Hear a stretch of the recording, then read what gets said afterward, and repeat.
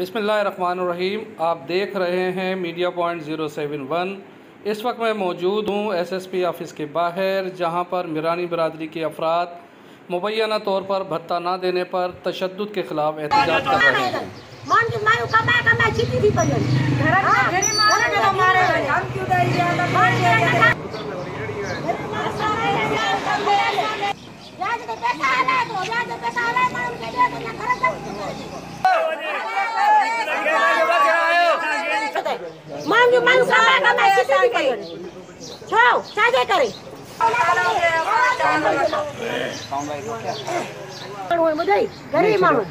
गरीब माण्हू रोज़ी कनि था